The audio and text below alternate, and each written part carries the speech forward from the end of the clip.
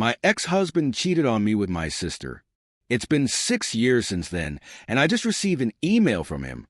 I'm a 33-year-old woman, and I met my ex-husband Dan, now 40, almost 15 years ago at a restaurant when I was celebrating my 18th birthday. He was kind, charming, and mature, and he made me feel special. For some background, I grew up in a dysfunctional family. My parents constantly fought, and my dad would sometimes leave for months. He passed away when my sister Abby was born. Since then, my mom was overly attached to Abby, but she still took care of me and provided for me. Despite this, I always felt like something was missing in my life. When Dan came into my life, that feeling disappeared. He was caring, supportive, and always made me feel loved. We dated for 4 years and got married. I wanted to start a family right away, but Dan encouraged me to focus on my education and career first so we could be financially stable. I thought he was the perfect husband. After 5 happy years of marriage, I found out Dan was cheating on me with Abby. I discovered the affair when he claimed he was going out of town for a week, but stayed in town and booked a hotel room to see Abby. This had been going on for 6 months behind my back. I was devastated. Abby and I had been close while growing up, and I couldn't understand how she could betray me like this. When I confronted Dan, he told me he didn't love me anymore, that I didn't give him enough attention, and that I had changed from the girl he fell in love with. Around this time, I discovered I was pregnant, but due to the stress, I lost the baby. Dan didn't even care enough to visit me in the hospital. Instead, he was off on a weekend trip with Abby. Looking back, there were signs. Abby being overly affectionate with Dan and him staring at her, but I ignored them. As usual, my mom sided with Abby and told me to make peace with the situation. I felt like I had no one left. My family, my child, and my marriage were all gone. I even considered ending my life. My best friend Tina saved me. She was moving to another state and asked me to come with her. I agreed, as I was already divorced and living in a small town where I kept running into Dan and Abby. Starting over was hard, but I met kind people in my new state who helped me heal. I still had trust issues, but a year later, I met my now husband Tony, 32M. I was hesitant and guarded, but he proved he was trustworthy and showed me love I didn't think I'd find again. His parents were also kind and welcoming. We got married a year ago, and I'm now pregnant with our first child. I'm happy with Tony, and for the most part, I've left the past behind. He used to call me that, but now it feels disgusting. I also got an email from my mom and sister. My mom congratulated me and was excited about becoming a grandmother, and my sister said she would be the cool aunt. I couldn't believe it. These people seem to have forgotten how they treated me when I needed them the most, and how they betrayed me. I cried for a long time because I've been reading your comments, and it made me realize that both my sister and I were groomed by that man. I feel so stupid. I know I shouldn't be mad at my sister, but she was old enough to know that having an affair with a married man, especially her sister's husband, was wrong. I blocked all of them. I'm already 5 months pregnant, and I don't need any more stress. God bless my husband. When I cried, he comforted me and later took me out for ice cream. I really hope I can move past this. Update. I've calmed down now and can share a more detailed update. Thank you to everyone who has shown me support. I needed it so much. The email from my ex hit me like a train. It brought back so many bad memories and flashbacks of what he did to me. After I sent my reply, he emailed me again within an hour, like I mentioned earlier. A few hours later, I received 2 more emails, one from my mom and one from my sister. They sent them to an old email account that I barely use anymore. I don't even know how they found out about my pregnancy. I try to keep a low profile. I haven't posted any pictures of my baby bump or made any announcements on social media. My Instagram is private, and I only use it to follow my friends. When I read those emails, I broke down crying. Thankfully, my husband Tony was there. He held me, sat me on the couch, and comforted me. He knows everything about my past because I never hid anything from him. I'm so lucky to have him by my side. I was a little scared that my mom and sister might find me, but my husband reassured me that we are hundreds of miles away from them, on the opposite side of the country. To cheer me up, he took me out for ice cream. It took 2 ice cream cones to finally calm me down.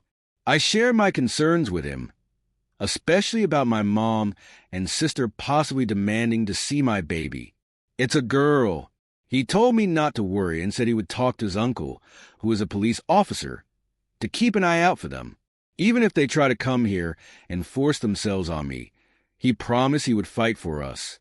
He also said he would consult his lawyer friend about the situation and reminded me that my ex can no longer harm me. My husband even made a joke that he'd move to another country if he had to. Someone suggested in my post that I alert a daycare about my mom and sister in case they try to take my baby. But we aren't planning to use daycare. Even though I'm working right now, I've decided to quit my job to look after my baby and focus on healing after giving birth. I have a good amount of savings in my personal account, and this decision is completely mine. I'll go back to work when our little princess is a bit older. My in-laws are amazing.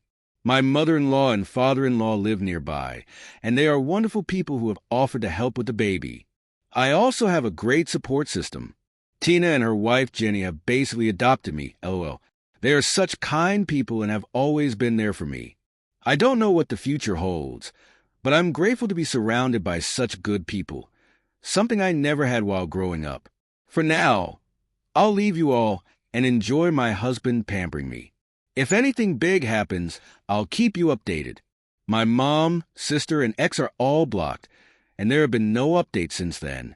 However, I do need to mention something new. My husband's nephew, who is also his godson, put his hands on me while I was sleeping. He's only 17. My husband recently got a job offer overseas for a month. We live in a house, but I felt uncomfortable staying there alone.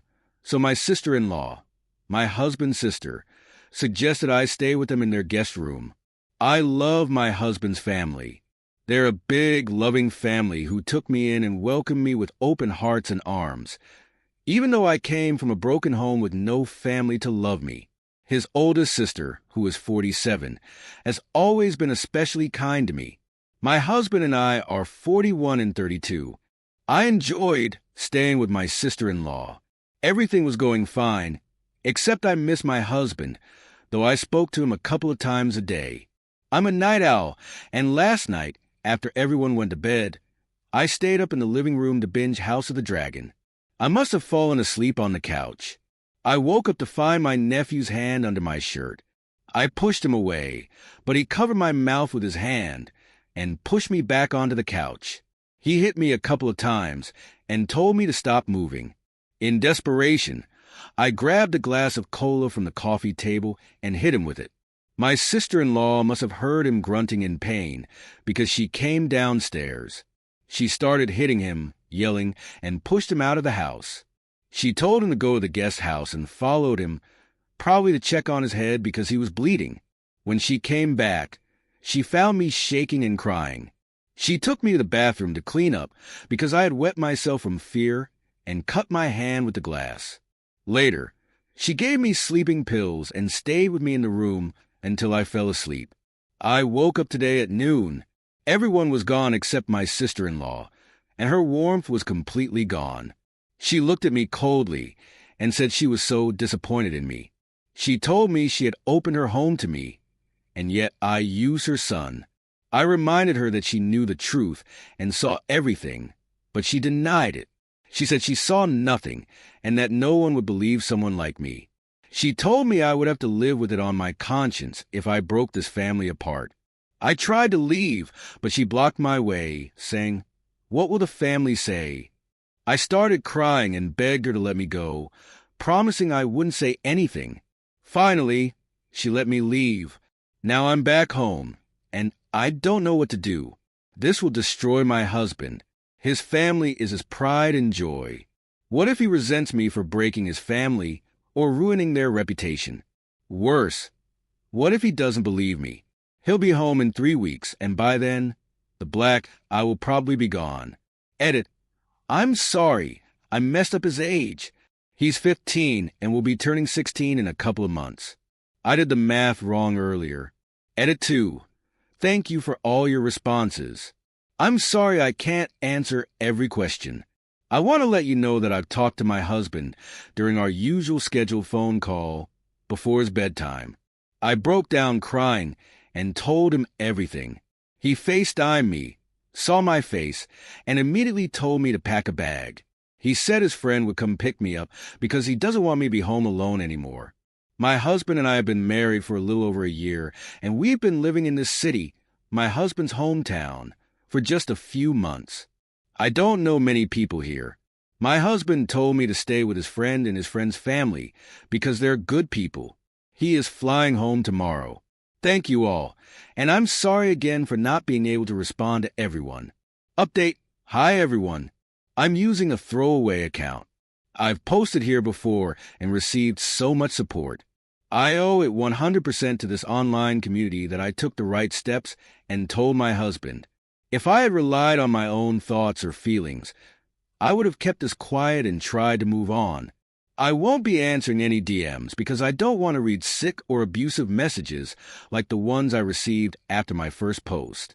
I'll gladly reply to your comments here, but I'll be deleting this account after this update to answer a few questions. Some people asked why my husband believed me without any doubts. Many speculated that he must have known something about his nephew, but that's not the case. I asked him, and he told me that apart from the bruises on my face, he just believes me. He trusts me. I have never given my husband a reason not to trust or believe me. Why did I stay with his friend's family instead of living alone? Many people question why I wasn't independent enough to live alone in my house. The truth is, this town is new to me.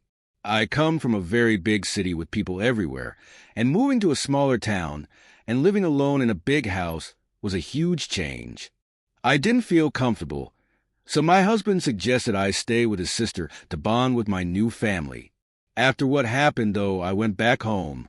My husband was shocked by his nephew's actions. He honestly didn't know what to expect from his nephew or his nephew's parents anymore.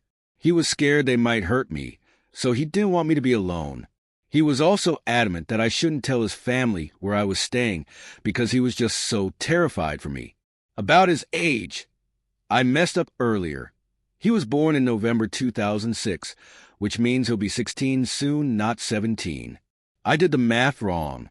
The day after my last post, my husband came home late in the afternoon. I have never been so happy to see him. He called his sister and told her he was coming over. When he got back home, it looked like he had been crying. He asked me if I wanted to press charges. He said he wanted me to, but only if I felt comfortable with it. When he visited his sister, she tried to blame me for everything. He told her to stop and asked if she cared about her son at all. He pointed out how serious it was that her son escalated to the point of beating a sleeping family member and overpowering them. He also questioned why she gave me sleeping pills. About the sleeping pills, I don't even know why I took them. I just did. Unfortunately, I've always obeyed people who I thought had authority over me, probably because of my childhood. His sister said I was panicking, and she couldn't calm me down. She completely denied that her son had done anything wrong. She still insisted that I came on to him. My husband also spoke to his nephew. He said it was heartbreaking to see how the boy wasn't sorry or affected at all. His nephew didn't apologize. Instead, he claimed he was trying to wake me up because the couch wasn't comfortable and I hit him. We have made a police report. I don't think much will come of it, to be honest, but I wanted the truth to be out there. My husband's brother even called to yell at him for reporting it. They have already started a smear campaign against me. My husband told them my side of the story, but I don't know who they'll choose to believe. My husband has 6 siblings, so we'll have to wait and see how this unfolds. His nephew is still a child, and my husband doesn't want to hurt him. He believes the boy needs help, but not the kind of help his parents are offering, which is just enabling his behavior. My husband also agrees with what many of you have said, that this boy will probably do it again, and I may not have been his first victim. It hurts my husband deeply because he loves his nephew very much, but he knows he has to speak up to protect others. These past few days, my husband has been very quiet and distant. I didn't know how to handle it. I felt an overwhelming sense of guilt, like I had ruined his relationship with his favorite sister and her family. I didn't even know if I should dare to apologize to him. When I finally worked up the courage to say I was sorry, he looked shocked. He started crying and told me he was the one who was sorry. He said he thought he was giving me the big, loving family I had always dreamed of since I didn't grow up with one. He hugged me tightly, and I cried in his arms. Right now, we don't know what's going to happen. We are planning to move back to the big city. I'm not sure what to do about my new job, but I will probably quit in a couple of months. I'm a preschool teacher, so finding a new job or getting my old one back shouldn't be too hard. Thank you all for your support. I don't think I'll be making any more posts. I just want to heal and move on.